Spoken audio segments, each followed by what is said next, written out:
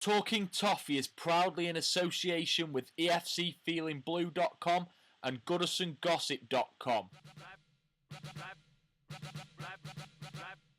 I know this video won't go down well with most, and to be honest I was reluctant to even put it together because I still find it outrageous to even consider that Rafa Benitez, a man quite clearly still in bed with Liverpool, would even be mentioned in the same sentence as the next Everton manager. However, he's an outstanding coach and he is being linked with us, so it's only fair we take a look at him and what his appointment could mean for Everton Football Club. So here are some key facts about Rafa Benitez. He's 53, his career trophies total is now at 12 after that impressive Europa League win.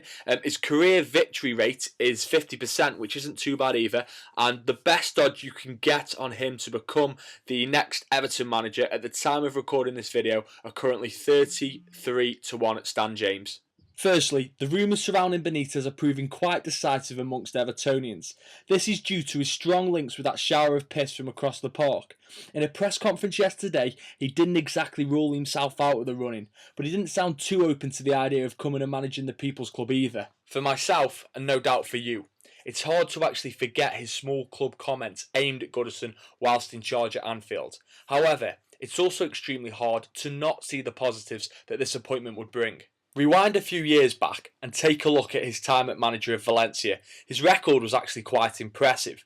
Also, it was no small achievement in the way he guided distinctively average players in a distinctively average Liverpool side to the Champions League trophy. Like Moyes, Rafa has a unique ability of getting the most out of substandard players, and his tactical knowledge is unquestionable, which would all be very beneficial as Everton manager. As stated in the Executioner's Bong, a lot of Rafa's critics argue he was a reckless spender at Liverpool, and to be fair, they've got a point. Remember, this is a man who spent 40 million on the calamity duo of Robbie Keane and Alberto Aquilani, for fuck's sake. So, with little cash and Kopite connections, I wondered what on earth would motivate him to turn up at Finch Farm every day.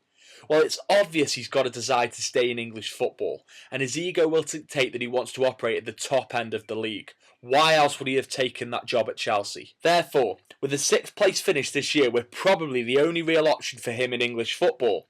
Stoke City have also been mentioned, and although they have the cash to spend, I don't think they have enough pull or weight as a club to attract a name like his. Granted, his appointment would cause a few barneys, and I have to admit, I'd struggle to get behind him. Football's an emotional sport, and as supporters, although we want to see our team win, I think it's also important that we're able to get behind all aspects of our football club. However, purely looking at his ability to manage a football team, Rafa is by far the most established and successful candidate to date. But let me just give you a quick little hypothetical scenario to think about.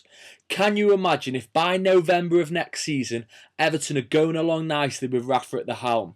Then, as Liverpool find themselves in 13th position, Brendan Rodgers is sacked. Could we ever really trust Rafa to turn down the calls from Anfield?